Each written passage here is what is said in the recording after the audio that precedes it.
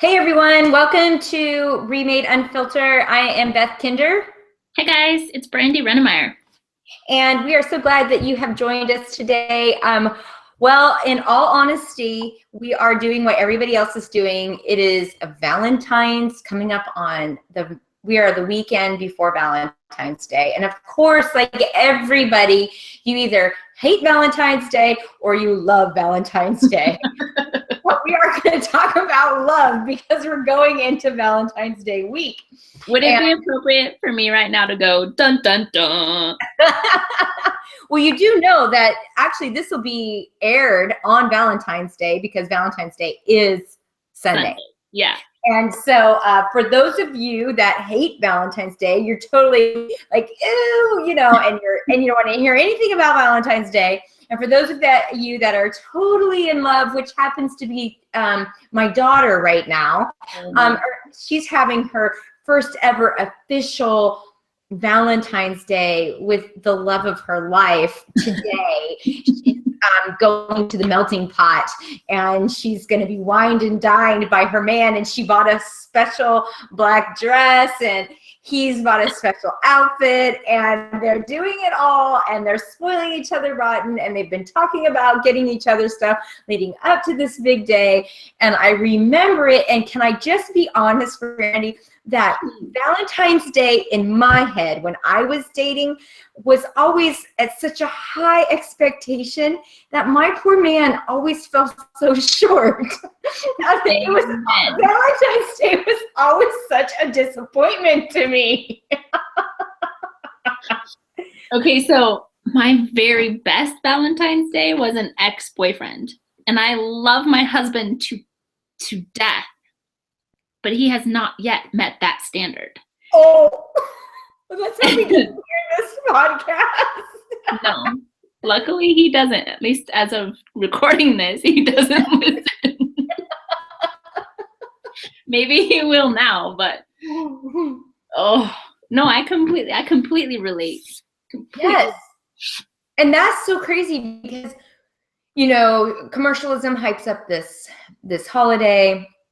People who are waiting for their Prince Charming hate this holiday and feel left out. Those of us who probably should eat less sweets hate this holiday because we're feeding our faces with chocolate. I think it puts a lot of pressure on our men to meet some great expectation. And I'll just be honest. I have to choose if I want Valentine's Day or my birthday. Because my birthday is 5 days after Valentine's Day. Yeah. And it has always been do you want a Valentine's Day present or do you want a birthday present? Oh. Yeah. It's never been so now where I have these great high expectations of Valentine's Day where, I wanted all the romance and I have to tell you that when I was growing up, the thing that created romance and love were soap operas and the evening soap operas. Okay, I'm totally going to date myself, but I'm talking like Dynasty, Knots Landing, Dallas. Those were the evening soap operas my family watched, so I saw that. And then, of course, my mom, she was a soap opera watcher during the daytime, so she was like All My Children, Young and the Restless, all of these things. This warped my mind for romance. Now, today... Oh. Yeah. Beth, those are pretty warped versions of romance. What do you know when you're like 10? Right? Nothing. Right.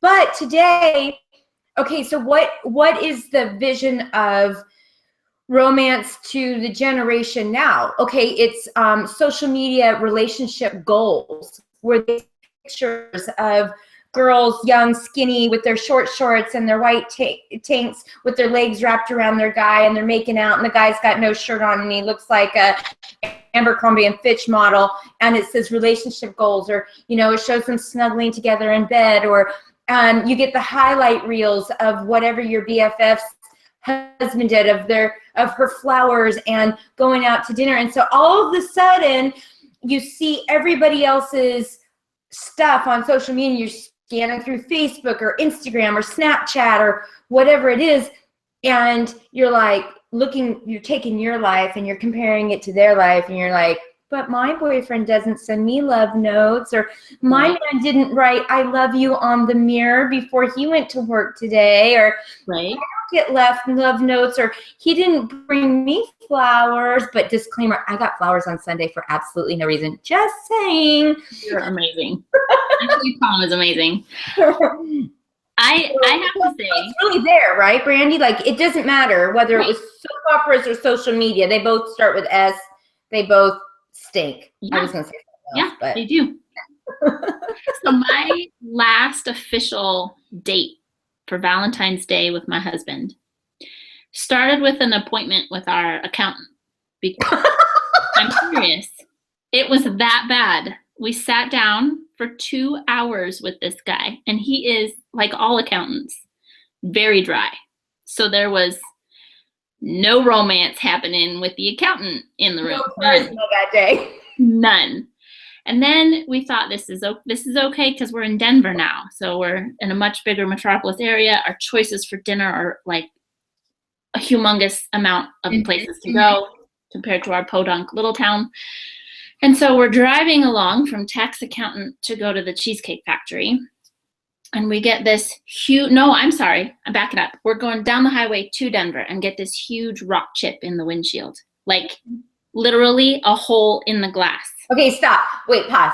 This is cause for great concern because Brandi's husband, Paul, has a thing about the meticulousness of their cars not getting chipped. But this was way beyond your average rock chip. This was like, you could feel it on the inside. It literally was like a hole in the glass.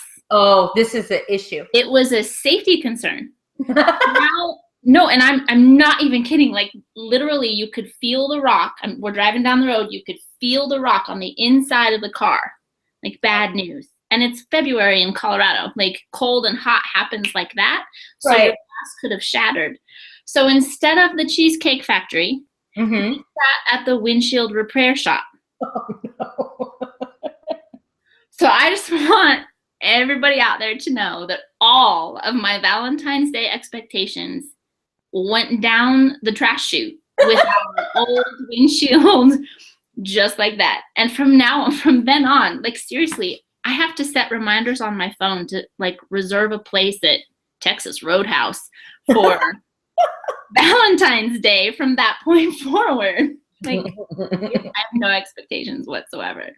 So I think there is this thing that can quickly happen, that we can lower our expectations to self-pity by when we see, like, we have all of these expectations, we put them on our significant others, or we just like, I don't know, we see something, and we're speaking right now to those with significant others. So if you're single and you don't have a special someone right now, stand by. It'll happen one day. If that's what you want in your life, you want a significant other, it will happen. God willing, it will happen, and He wills it. So, but my point is that I think we can have set expectations, and we can have this fantasy played out in our brain where we want something to look a certain way, a vision, we have it set going in that direction, and then it's passed off to the person who's supposed to fulfill that vision or that expectation. So for us about Valentine's Day, we have this expectation to be romanced on Valentine's Day because it's special and it's the one day a year you're supposed to be having love and all that kind of stuff. And then you pass that off in hopes that they're going to meet some mind-reading moment of your romantic Valentine episode in your brain that would probably came from something that didn't really exist. Right. And it's an epic fail. Yeah. It's an epic fail. Yeah. But I don't know about you, Beth, but I put those expectations on myself too. Yeah. Like, I expect to have a love-filled moment that's like earth-shattering on February 14th. Yeah. Whether I'm, and it's a two-way. I expect to give it to receive it in an earth-shattering way, and I expect to give it in an earth-shattering way, and my expectations are never met. Okay, so did you and Paul, I mean, let's just kind of talk about marriage for a second. Did you and Paul ever come to this place where Valentine's Day became, it's not that big of a deal anymore? Yes, that very day where we met with the accountant and sat at the car repair shop. Because I don't know about you, but I've had romantic, fun-filled, incredible days, other days of the year that have nothing to do with Valentine's Day. Yes. And I think, did something change with you when you just kind of let go of that whole love is Valentine's Day and let's do it right on that day? Did anything like shift in you when you just let go of that day? Yeah. And you're right. Like when I've let go of the expectations and expected it to happen on Valentine's Day or even our anniversary, when I've let go and just said, I have no expectations, then those other days where there's nothing expected tend to be way more romantic. Mm-hmm. Like when we were talking earlier, ex-boyfriend's fantastic Valentine's Day plan doesn't hold a candle to the most romantic moments I've had with my husband outside of Valentine's Day. Right. Yes. So, yes. Releasing that expectation, gosh, it's almost freeing, to be honest. Yeah. So how do we like segue into releasing love, like just releasing love and what you get from that? Because I think therein lies the problem with Valentine's Day, is that I remember in my young love, and I've been with my husband, we're closing in on 27 years of marriage, 30 years of being together. We've had a few Valentine's Days. Yeah. And I remember in my younger years with him, there was an expectation of him to meet my need. Yeah. So I was projecting, like, I need this from you. Yeah. What I suddenly discovered years later, probably later than it should have been, and probably later than it needed to be, it probably would have saved me a lot of arguments, was that when I naturally poured out the love that I really wanted from him, he so quickly reciprocated out of, gosh, I didn't even expect that not only was my love tank getting filled up because I was pouring into him, right, but he was reciprocating it, and it was filling me up even fuller. The Word of God says it's better to give than to receive. I'm thinking right up in love is what that is, is I would make sure, and whether it's on Valentine's Day or any day of the year, as in with marriage, I'm finding in these years that when I come to him with what I really need inside of me,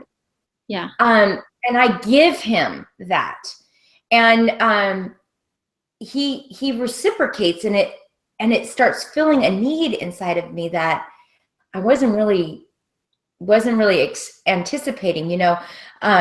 Gary Smalley wrote the book, The 5 Love Languages. Have you read that? Yeah. And have you and Paul taken the test? We did. It was all part of our premarital. It was a requirement for premarital. But that was 12 years ago. Yeah. So then for anybody who doesn't know the 5 love languages, that you can go actually online, and you can go to 5 as in number 5 lovelanguages.com, and you can literally take the profile or the test and find out what your love language is. And it's actually fun to have your kids do it as well, and have your spouse do it. So you can do it for married, or you can do it for single. Like if it's for your kids, you'll want to have them do it, like take it for if your child's really little, do it for single. I think there might be one for kids, but I even got the book, Your 5 Love Language for Your Teenagers. The book is worth reading, but if you want to do a quick test, they can go to that website and they take that test. And it's funny because he talks about how we usually give love the way we want to receive love, but by knowing the other person's love language, then they can turn around and you can tell them you can see that they're really giving you love. Here's a perfect example if that didn't make sense. So at the time when we took this, and your love language can change over time, especially if your tank is really full and one area is not so full. So your love language can change. So at this time we were young in our marriage, and I took it, and mine was words of affirmation. And because I think the 5 languages: words of affirmation, physical touch, acts of service, gifts, and quality time. So mine was affirmation, was like off the charts. Yeah. And I think it was quality time was the second one. Yeah. Tom's love language was physical touch and acts of service. So here we're young. I have babies, and I'm like, I am a stay-at-home mom. I have 2 small babies. I'm running a business. My husband would come home. I'd pass the kids off to him. I would start dinner. He would do dinner cleanup and bathe the babies and all of this stuff. And so this was kind of our routine. And I remember we had this moment where I had this meltdown, and I was telling him that I didn't feel like he loved me. And he's like, "What are you talking about? I love you." And I was like, "But you never tell me I'm a good mom. You never tell me I'm doing a good job. You never tell me that you're proud of me. You don't ever tell me that I'm nice to me." And he's like, "What?" He's like, "I come home and I do the dishes after dinner and I get the kids in bed." And he was loving me like his love language. He was serving me. Yeah. And I'm like telling him, "I don't feel love when you're serving me," because quite frankly, in my brain, I'm like, "Dude, you helped make these babies. This is half the team." That's your job. That's what telling me you love me. That's what you're supposed to do. You're the dad. So in my brain, I was thinking that. I was thinking he doesn't love me because I was wanting him to affirm me as a wife and a mom. Right. And he's like, "I thought I was telling you were great because I'm doing all this for you. You're amazing. I'm picking up where you're tired." Yeah, he was speaking his love language to you. Right. So oftentimes we like pour in someone. So I was always telling him what a great dude he was and a great husband and great father. So when we took the test, I didn't think acts of service were love, and he didn't think words of affirmation were love, because we're already doing that. So I was full of being served, and he was full of being affirmed. Right. So when we do pour out, when we say to someone, like if we start loving them in the way we need to be loved, it's good to also follow it up, because our significant others, whether it's our husband, our boyfriend, your fiance, even family members, the deal is nobody reads minds. Right. So don't you think like it would behoove us as wives or, partners in crime with our relationships that we say, like, "This is what I need from you. Like, I need this. I'm feeling low in this area. I don't feel fulfilled in this area." And just begin communicating. Yeah. To that person what we love. It's hard to do sometimes. Oh, I didn't say that being in a relationship was easy, Brandi. No, I know, but it's hard, especially when your love tank is empty. Yeah. It's hard to be vulnerable to that level, to go, "Look, I'm empty and I really need your help." Mm-hmm. And I think maybe I'm one of the few, but I think as women sometimes I don't want to tell him, "I need you to show me love in this way," because it doesn't mean as much when it's rote like that. Like, I would rather it be organic and come naturally from him. It's funny that you were to say that, because all of these years, in the beginning years, that's how I felt too. Like, well, if he just knows. Newsflash, something I learned, they don't just know. They just don't. Okay, so go back to Eric and Katie though. Uh-huh. How does he know? Because he obviously has got her clock ticking. Okay, wait a minute. That's not true. Like hearts in the eyeballs. "Hi, honey, focus a little bit." Okay, he said, "What would be your ideal Valentine's Day?" And she said, "I see all these people on social media bragging that they get wined and dined, and I would want to be wined and dined." And he said, done. I'll make it happen. He asked, though. Right. But he's courting her.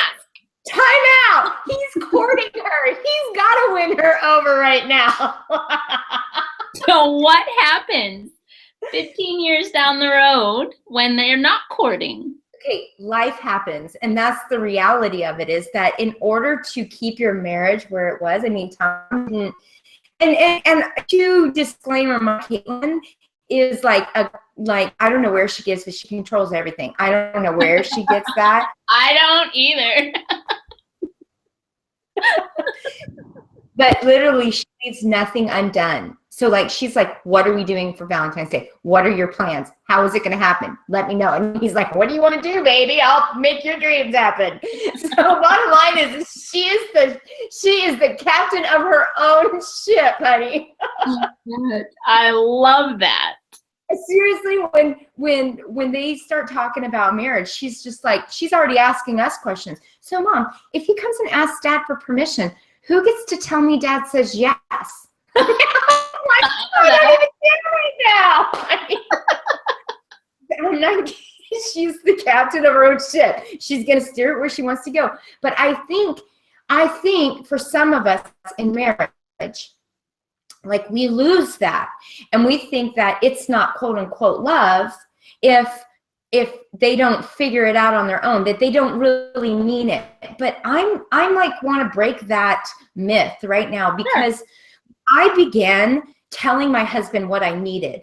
Number one, it took a huge burden off of his shoulders, because he didn't even know I was in need. If I'm not complaining, if I'm not whining, if I'm not telling him something, he's thinking it's all good. And he's going to keep on keeping on doing exactly what he wants to, because the ship ain't rocking, and he's just getting on going. Right. So it's really important that if I'm feeling like I need something from him, that I am telling him what I need, like right then and there. Like, if my love tank is low, if my words of affirmation are low, if intimacy is low, if feeling like I need to get away, like, okay, so I was telling him for the longest time, like, you need to take me away. Like, I need you to plan. This is what I want. I don't want to plan babysitters. I don't want to plan where we're going. I don't want the schedule. I don't want to know what it is. I don't even know where we're going. I want you to handle it all. This is your job. I'm telling him exactly what I want him to do. He didn't do it for a long time. Now I'm like opening up marriage issues, but somebody's going to learn from this. Like, he didn't do it for a long time, and it was weighing heavy on me. Like, I'm telling him, like, I need this from you.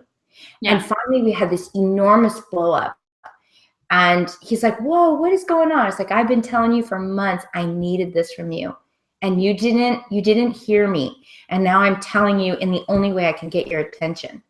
And it was a huge explosion. He learned that when I'm telling you something, like, you better pay attention.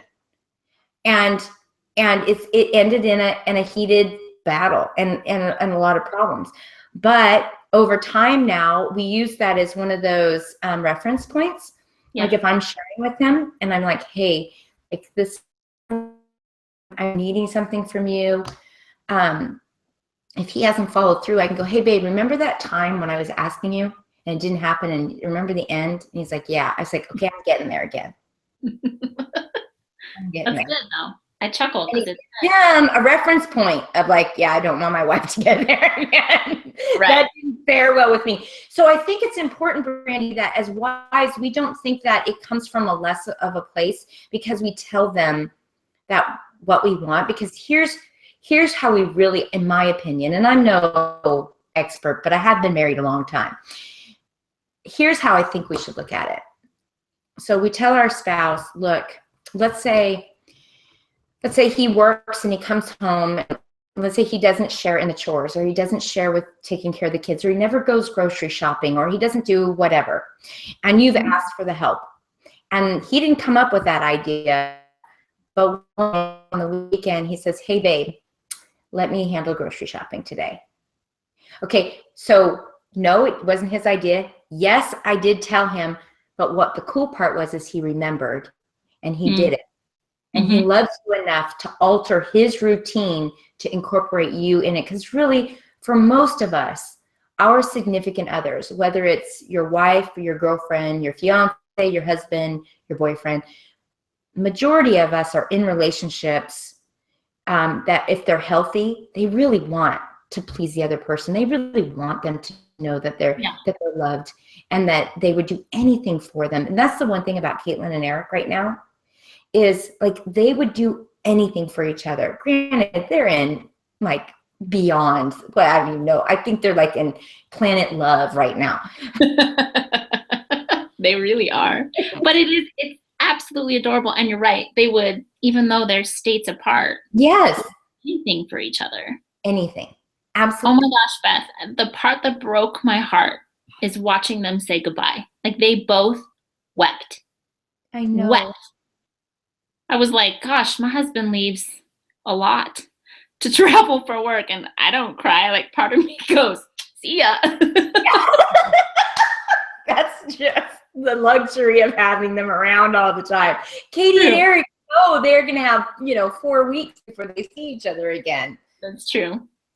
But I have to say that having these two lovebirds in our lives right now is rekindling the love that Tom and I have. And not that it was dead, but it reminds us of the young love, reminds us of the things that we did and the way we loved each other. And I think that on Valentine's Day today, if I could give anybody any advice, is go back to the beginning. Mm-hmm. What was it that made you love your significant other? What was the trigger? Yeah. What was it that you found attractive? You may not see it. Maybe they just don't do their hair anymore, or they leave their underwear on the floor, or they only think about themselves, or they don't take showers for a really long period. Whatever it is your pet peeve. Take that out of the equation and go back to remembering why you loved each other. Because I posted this on social media the other day, and I put a picture of Tom and I up on Instagram. And this is what I wrote. I said, when the kids grow up and have lives of their own, you'll thank yourself for remembering to make each other a priority during the seasons of late night feedings, the diaper changing, school projects, Little League, PTA, homeschooling, and everything in between. Because what started with just the two of you will end the exact same way. Mm-hmm. You got to remember each other in whatever season it is. You got to fight for that time. You got to tell your person, Brandi, you got to. And we've gotten to a place where, I mean, hiring a babysitter and going out just for dinner and a movie can get really, really expensive. Exactly. But we have said that because we've tried the whole date at home thing, and it's really hard for both him and I to unplug that way. And we have just said it's worth the investment, because we've watched both sets of our parents struggle with the empty nester point, right? Of going, once the children are out, who are we as a couple? Mm-hmm. And so we've kind of set a point and a goal to prioritize. Right. To tag on your do the things that remind you of that first love. My pastor, like when we were doing premarital counseling, there were probably maybe a handful of things that we walked away with. And one of them was, when your love feels dry, go back and do the things. Don't just think about, but do the things that you did when you first fell in love. So if it was going to dinner and a movie, then go to dinner and a movie. If it was wrestling in the living room, wrestle in the living room, like do those things that you first fell in love with. Exactly. And here's some, like, Brandi, maybe you can share some practical tips, and I'll share some of the practical tips that we did when money was super tight, babies were plentiful, and money was limited, too much month, not enough money, all of those kind of things. And I can tell you that it's funny, like watching Caitlin and Eric. So they send each other a morning text every morning, and they send each other selfies all the time, or they send each other recordings. Guess what we started doing? The exact same thing. Yeah. I flirt with my husband all the time over text. I mean, I was doing that before Katie and Eric, but I do it all the time. And the reason is because it's fun. It keeps that little fire stoked and whatnot. But here are some practical things that we did when the kids were little and there was more month than there was money. So The first thing that we always did is we set precedents with our little kids that Tom always said that mom came first. So, I was a stay-at-home mom, and this can work either way. If there's a stay-at-home dad and the mom comes home, or if they're both working parents, this works either way. But I would be at home with the kids, and then Tom would come home, and the kids would immediately run to him, and they would love on him. Daddy's home, and they would get the kisses. I would get the kisses, and then Tom would look at the kids and go, okay, it's couch time.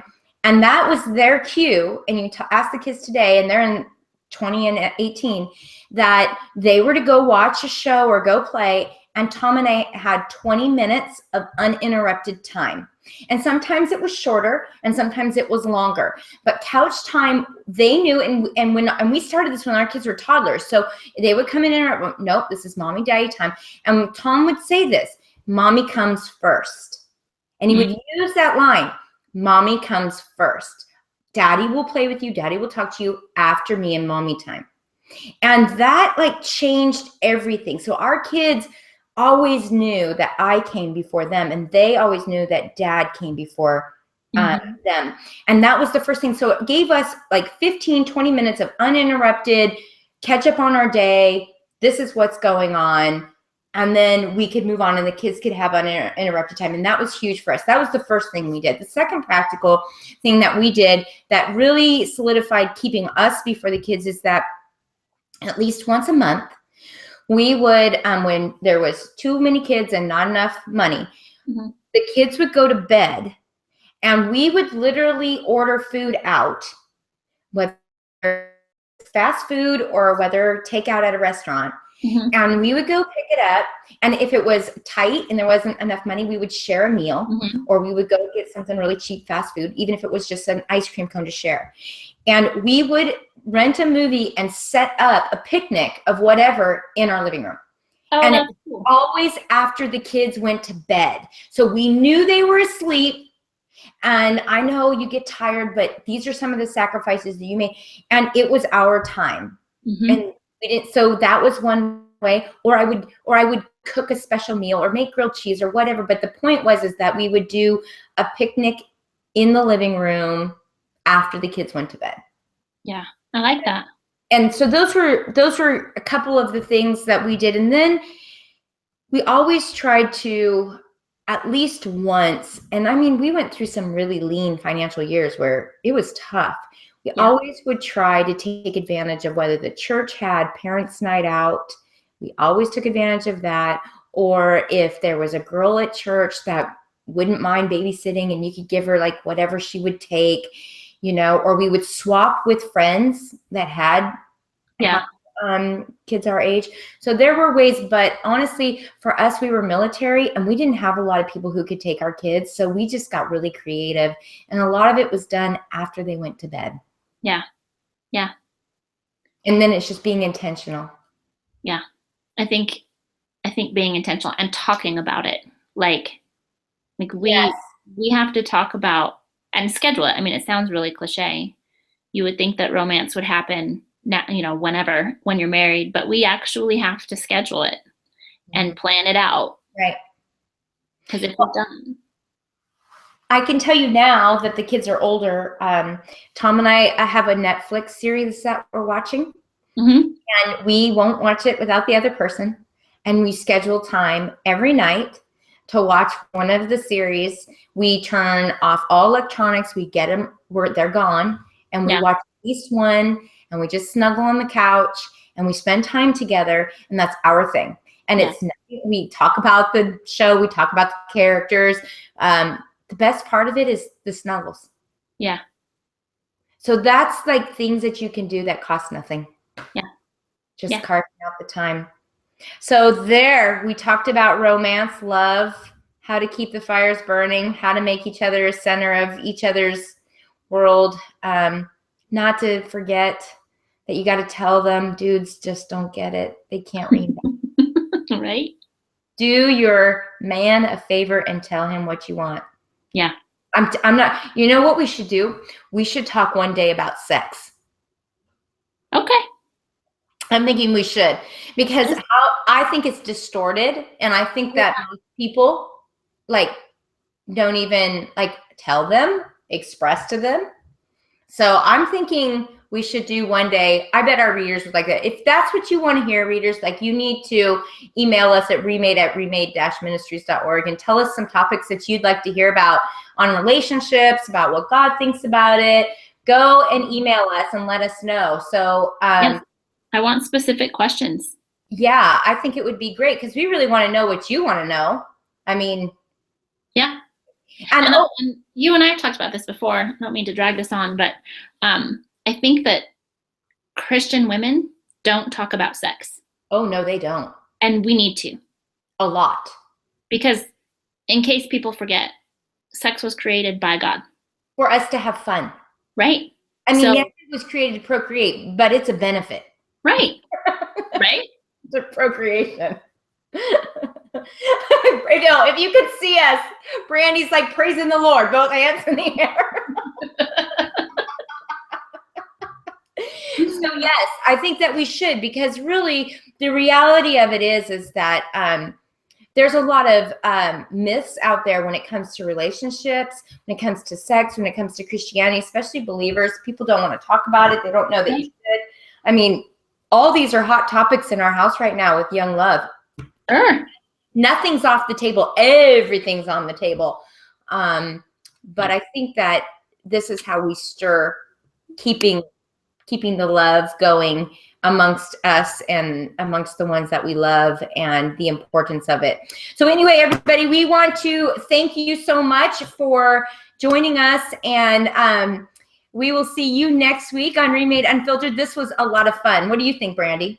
Heck yeah. Let's do this again. Yeah, I don't think we talked a lot about the Bible today, but we did talk a lot about love and relationships, and God is love, so he was in this. Right? Amen. All right, talk to you later, everybody. Bye-bye. Bye, guys.